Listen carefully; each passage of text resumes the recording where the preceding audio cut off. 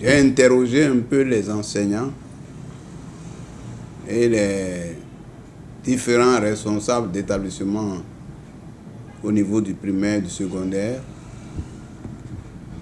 pour savoir comment se prépare la rentrée. Je peux commencer par dire que c'est vrai, cette année n'est pas une année de mutation nationale. Mais il y a au moins les mutations départementales et les réajustements qui se font. Et jusqu'à présent, les mutations ne sont pas sorties. Les mutations départementales ne sont pas sorties. Je crois au niveau du primaire et au niveau du secondaire. Les réajustements aussi ne sont pas encore faits. Le plus sérieux et qui est grave, c'est la question du reversement des AME. Nous sommes aujourd'hui à la veille de la rentrée, presque à la veille de la rentrée. Rien n'a encore été fait. Nous avons déjà eu 3 rencontres de pseudo-négociations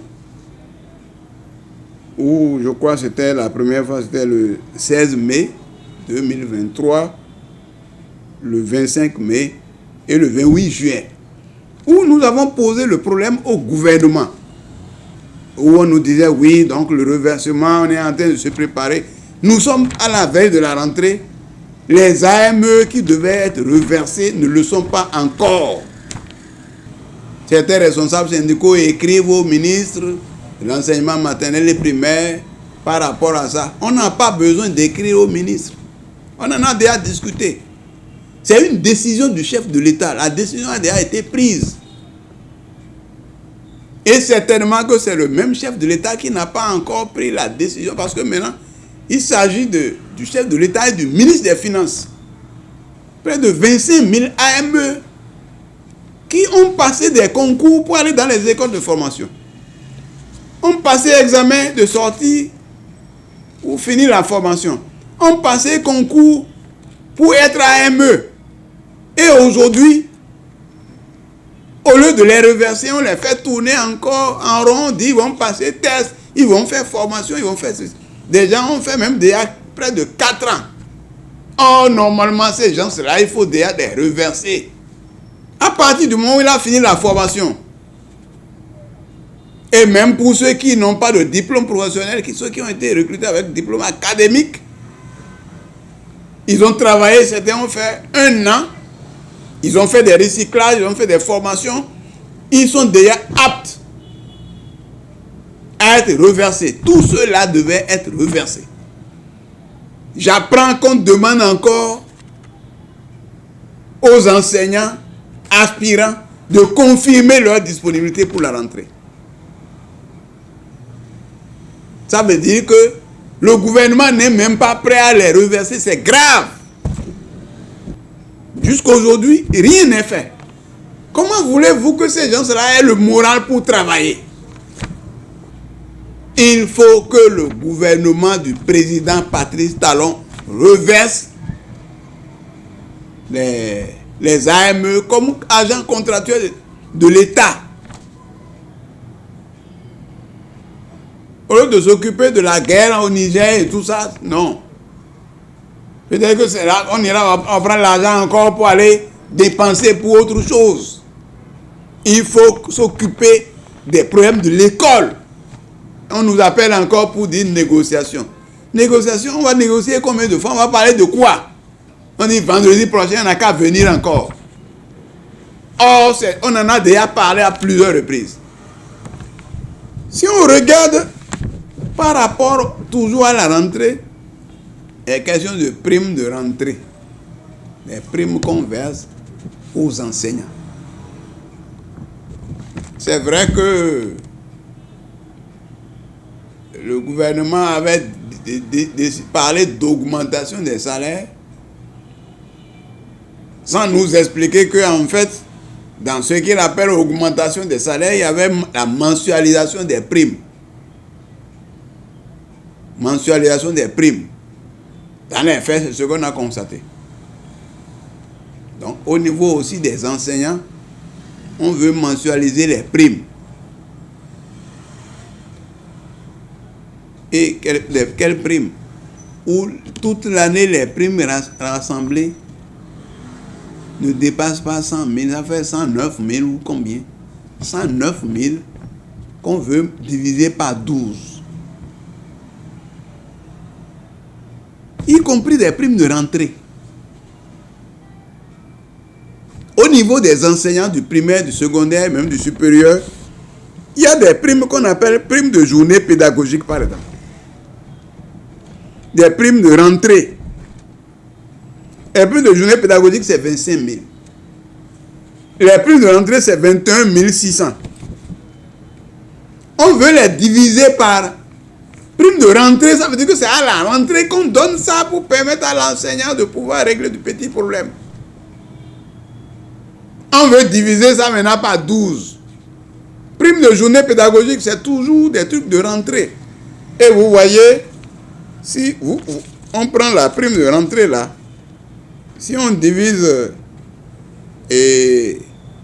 25 000 par 12, ça fait 2083 francs par mois. Et si on divise 21 000 par 12, ça fait 1800. Or, on a dit prime de rentrée. Les gens ont fait des formations. Au niveau du primaire, par exemple, les maîtres CI et CP, ils ont fait des formations sur ce qu'ils appellent révision des curricula. Les maîtres CI, CP. Et lorsqu'ils ont fait ces formations-là, ils n'ont pas payé les frais de formation, ce qu'ils devaient payer. Puis après, ils disent, c'est pas le moment, on va vous payer. Et ils donnent au pifomètre. On donne à certains, on ne donne pas à d'autres. Et jusqu'à aujourd'hui, c'est resté comme ça, ils n'ont pas payé. C'est quelle manière de gérer le personnel? Par rapport aux documents, au matériel de travail. Le matériel de travail pose problème. Depuis 2016, il n'y a plus de manuel de lecture et de mathématiques du CE1 jusqu'au CM2. Donc les gens jonglent.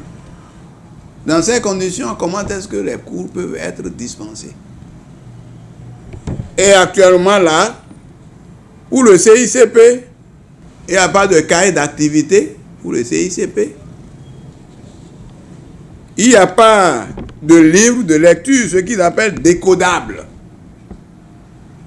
Un nouveau livre, c'est décodable, mais il n'y a pas ça. Dans ces conditions, comment est-ce que l'enseignant va dérouler le cours? Le secondaire, là aussi par rapport aux mutations, jusqu'ici les mutations départementales n'étant pas sorties, les AME n'étant pas encore, même les nouveaux AME ne sont pas encore mis à la disposition des directions départementales pour que les emplois du temps sortent. Normalement, les emplois du temps devaient sortir un mois avant même la rentrée pour que l'enseignant commence par préparer sa rentrée. Mais à partir du moment où les gens ne sont même pas affectés, la plupart des les anciens AME qui devaient être reversés, ils attendent. Et on nous appelle à la fonction publique pour dire ces négociations, pour nous dire le nombre de millions qu'on a mis pour les primes, le nombre de ceci, on est prêt, alors que dans la réalité, c'est des déclarations politiques. Ces contractuels-là, ils sont contractuels depuis des années, on ne les a pas pris comme contractuels, on leur paie des salaires dérisoires. Ils ne sont pas payés pendant les vacances. Et les voilà, jusqu'à la rentrée, ils ne savent pas à quel sort ils sont voués. Il faut régler les problèmes qui sont là. Il faut reverser. Le président a promis aux AME qu'il va les reverser. Jusqu'à aujourd'hui, il ne les a pas reversés. Ils sont 25 000 et quelques au primaire et au secondaire. C'est eux qui constituent l'essentiel des effectifs de la fonction publique aujourd'hui. On passe communiquer pour leur dire d'être aux journées pédagogiques. Pendant ce temps, on ne leur donne pas de primes, des journées pédagogiques. Donc, eux, ils vont faire les journées pédagogiques gratuitement. Et c'est eux qui ont encore les maigres salaires. C'est eux qui ont des problèmes de loyer. C'est eux qui ont tous les problèmes. Ils ont des charges aussi. La rentrée de leurs enfants. Comment vont-ils faire? Le gouvernement n'est pas du tout prêt pour la rentrée. Ils s'occupent de la guerre au Niger et autres là, et ils laissent les problèmes essentiels. Toujours dans le cadre des préparatifs de la rentrée, on ne peut pas oublier le cas, par exemple, des enseignants du secondaire en formation dans les écoles normales. Plus de 1700 enseignants en formation. Sans un minimum, on refuse de leur payer les frais d'entretien, d'hébergement, de déplacement, et ainsi de suite. Et c'est dans ces conditions qu'ils vont se retrouver à la rentrée avec des miettes. Comment vont-ils préparer leur rentrée? Ils se sont endettés pour aller à la formation, pour aller louer à Porte-Nouveau, aller louer à Dassan, aller louer à Natitingou, s'endetter pour se nourrir et payer des documents que leur exigent les formateurs, qui ne favorisent pas une bonne rentrée scolaire. Il y a plein de situations. Si je dois aborder les questions donc, de salle de classe, le matériel au niveau du secondaire, les conditions au niveau de l'université, n'en parlons pas.